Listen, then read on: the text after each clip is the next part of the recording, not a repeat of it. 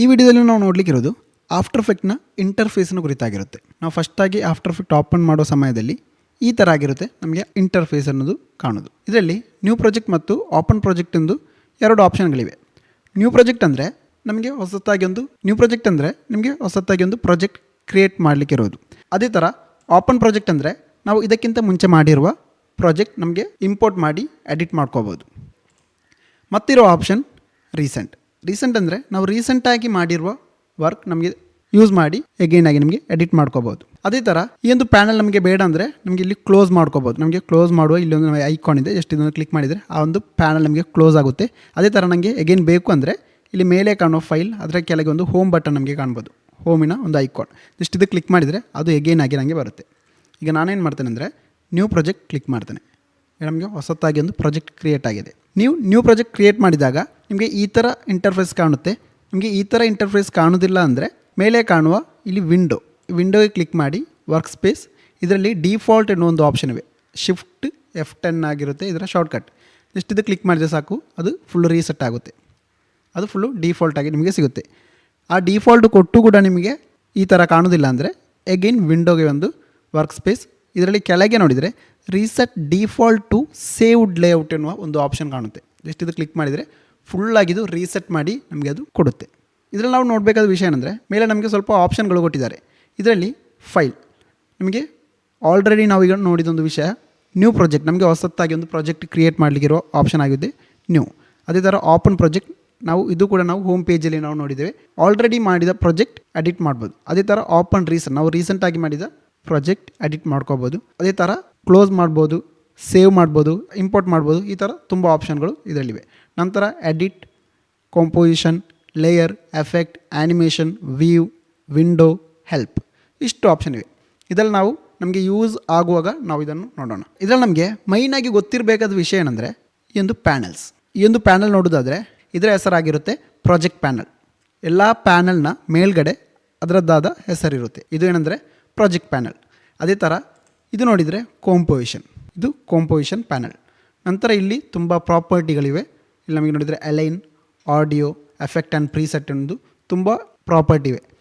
ಇಲ್ಲಿ ಕೆಳಗೆ ನೋಡಿದರೂ ಕೂಡ ನಮಗೆ ಒಂದು ಪ್ಯಾನಲ್ ಕಾಣ್ಬೋದು. ಇದಾಗಿರುತ್ತೆ ನಮ್ಮ ಟೈಮ್ ಲೈನ್. ನಾವು ಆ್ಯನಿಮೇಷನ್ ಕೊಡೋ ಒಂದು ಆಪ್ಷನ್ ಆಗಿರುತ್ತೆ ಈ ಒಂದು ಟೈಮ್ ಲೈನ್ ಅನ್ನೋದು. ನಂತರ ನಿಮಗೆ ಇದರಲ್ಲಿ ಯಾವುದಾದ್ರೂ ಒಂದು ಪ್ಯಾನಲ್ ನಿಮಗೆ ಬೇಡ, ನನಗೆ ಅದು ಈಗ ಇಲ್ಲಿ ಕಾಣೋದು ಬೇಡ ಅಂದರೆ ನಿಮಗೆ ಏನು ಮಾಡ್ಬೋದು, ಈಗ ನನಗೆ ಪ್ರಾಜೆಕ್ಟ್ ಪ್ಯಾನಲ್ ಇಲ್ಲಿ ನನಗೆ ಬೇಡ ಅಂದರೆ ಈ ಮೇಲೆ ಕಾಣೋ ಒಂದು ಹೆಡ್ಡಿಂಗ್, ಇದರ ಸೈಡಲ್ಲಿ ನಮಗೆ 3 ಲೈನ್ಸ್ ಕಾಣ್ಬೋದು. ಈ 3 ಲೈನ್ಸ್ ಕ್ಲಿಕ್ ಮಾಡುವಾಗ ನಮಗೆ ಕ್ಲೋಸ್ ಪ್ಯಾನಲ್ ಎಂದು ಒಂದು ಆಪ್ಷನ್ ಇದೆ. ಜಸ್ಟ್ ಇದು ಕ್ಲಿಕ್ ಮಾಡಿದರೆ ಆ ಒಂದು ಪ್ಯಾನಲ್ ಕಂಪ್ಲೀಟಾಗಿ ಡಿಲೀಟ್ ಆಗುತ್ತೆ. ಅದೇ ಥರ ನಿಮಗೆ ಅದು ಎಗೇನ್ ಬೇಕಂದರೆ ವಿಂಡೋಗೆ ಬಂದು ಇಲ್ಲಿ ನಿಮಗೆ ಏನು ಮಾಡ್ಬೋದು, ಪ್ಯಾನಲ್ ಅದು ಯಾವ ಪ್ಯಾನಲ್ ಅದು ನಿಮಗೆ ಇಲ್ಲಿ ತೆಗಿಬೋದು. ಈಗ ಅದು ಪ್ರಾಜೆಕ್ಟ್ ಪ್ಯಾನಲ್. ಸೊ ನಾನು ಏನು ಮಾಡ್ತೇನೆ, ಪ್ರಾಜೆಕ್ಟ್ ಪ್ಯಾನಲ್ ಜಸ್ಟ್ ಒಂದು ಕ್ರಿಯೇಟ್ ಮಾಡ್ತೇನೆ. ಈಗ ನೋಡಿದರೆ ನಮಗೆ ಪ್ರಾಜೆಕ್ಟ್ ಪ್ಯಾನಲ್ ಈಗ ಆ್ಯಡ್ ಆಗಿದೆ. ಅದೇ ಥರ ಕಂಪೋಸಿಷನ್ ಆದರೂ ಕೂಡ same method, close panel, again ವಿಂಡೋಗೆ ಬಂದು ಇಲ್ಲಿ ನಾನು ಏನು ಮಾಡ್ತೇನೆ ಅಂದರೆ ನಮ್ಮ ಕಂಪೋಸಿಷನ್ ಅನ್ನೋದು ಇಲ್ಲಿದೆ. ಜಸ್ಟ್ ಇದು ಕ್ಲಿಕ್ ಮಾಡ್ತೇನೆ. ಅದೇ ಥರ ಇಲ್ಲಿ ಎಫೆಕ್ಟ್ ಆ್ಯಂಡ್ ಪ್ರೀಸೆಟ್ ಅನ್ನೋದು ಜಸ್ಟ್ ಒಂದು ಕ್ಲೋಸ್ ಮಾಡ್ತೇನೆ. ನಂತರ ವಿಂಡೋಗೆ ಬಂದು ಇಲ್ಲಿ ನಮಗೆ ನೋಡಿದರೆ ಎಫೆಕ್ಟ್ ಆ್ಯಂಡ್ ಪ್ರೀಸೆಟ್ ಎನ್ನುವ ಒಂದು ಆಪ್ಷನ್ ಇವೆ. ಜಸ್ಟ್ ಇದು ಕ್ಲಿಕ್ ಮಾಡಿದರೆ ಆ ಒಂದು ಎಫೆಕ್ಟ್ ಆ್ಯಂಡ್ ಪ್ರೀಸೆಟ್ ಎನ್ನುವ ಆಪ್ಷನ್ ನಮಗೆ ಆ್ಯಡ್ ಆಗುತ್ತೆ.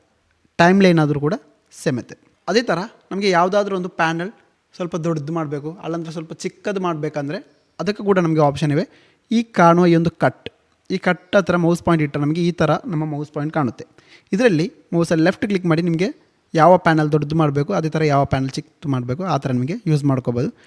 ನಿಮಗೆ ಎಲ್ಲೆಲ್ಲಿ ಈ ಕಟ್ ಇರುತ್ತೆ ಅಲ್ಲೆಲ್ಲ ನಿಮಗೆ ಈ ಒಂದು ಪ್ಯಾನಲ್ ಚಿಕ್ಕದು ಬೇಕಾದರೆ ಚಿಕ್ಕದು, ದೊಡ್ಡದು ಬೇಕಾದರೆ ದೊಡ್ಡದು ಮಾಡ್ಕೋಬೋದು. ನಮಗೆ ಈ ಪ್ಯಾನಲ್ ಬೇಕಾದರೆ ಇಲ್ಲಿ ಚಿಕ್ಕದು ದೊಡ್ಡದು ಮಾಡ್ಕೋಬೋದು.